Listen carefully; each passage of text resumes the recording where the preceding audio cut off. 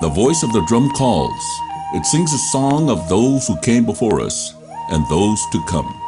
A song of survival and strength. A song of participation and voice. A song that calls us together.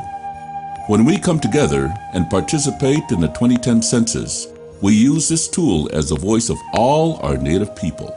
Our voice. It is in our hands. 2010 census. Let's do it. Welcome to this edition of the Native News Update on this Thursday, April 8th. I'm your host for today's program, Paul Demain. Many of the stories read here can also be found at our website at IndianCountryNews.com. Here are the news stories for the day from the Associated Press and other Native news sources. A Pine Ridge man was sentenced to 63 months in federal prison for assault on a tribal police officer that ended when the officer fired her gun. 26-year-old Robert James Little pled guilty in January. According to court documents, Little struck Oglala Sioux tribal police officer Dadria Rabler and had her on the ground in a chokehold after she tried to arrest him for public intoxication. The officer fired one shot that struck Little, who ran away but was arrested within 90 minutes. The names of 3 Crow Creek Sioux tribal officials who face prison time in a bribery case have been removed from the tribe's general election ballot. Tribal Vice Chairman Randy Shields, Treasurer Norman Thompson Sr., and Secretary Thomas Thompson Sr. pled guilty last month in what authorities said was a construction contract bribery and retaliation case on the South Dakota reservation. Fort Pierre contractor Archie Bauman also pled guilty. Election Board Chairwoman Connie Otterrobe says the names of the 3 tribal officials will be removed from the list of 8 tribal council candidates in the reservation's Fort Thompson district. Voters on April 15th will fill the district's 4 spots for the remaining from the remaining 5 candidates. The Native Cinnamon Showcase, one of the world's leading festivals of indigenous-produced film and video, will celebrate its 10th anniversary on August 9th through the 22nd.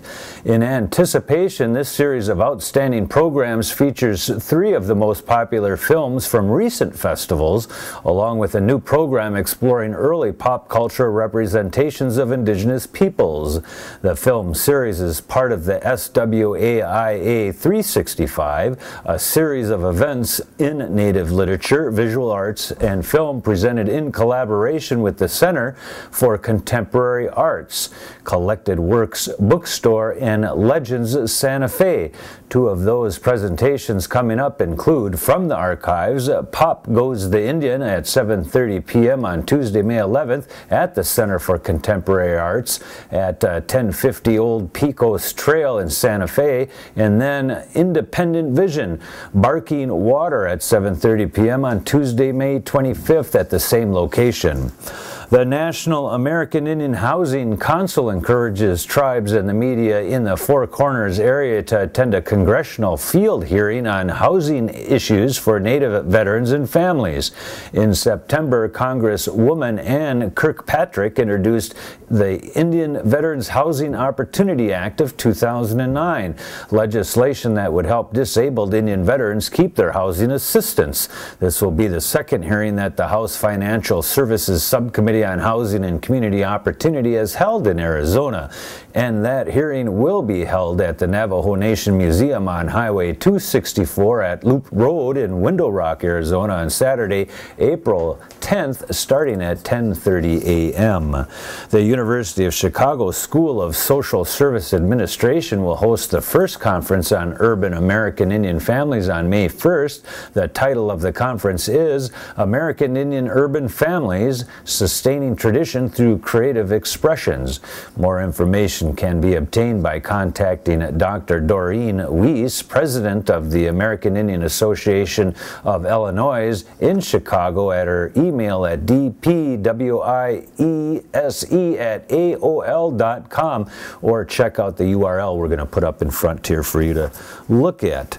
The Arizona State University Office of Public Affairs is preparing to host elected tribal leaders in a 2-day orientation program to discuss the wide-ranging roles and responsibilities that come with governing a tribal government in the current times and circumstances. This year's American Indian newly elected officials orientation program is entitled Stewards in Leadership: Timeless Traditions in a Digital World.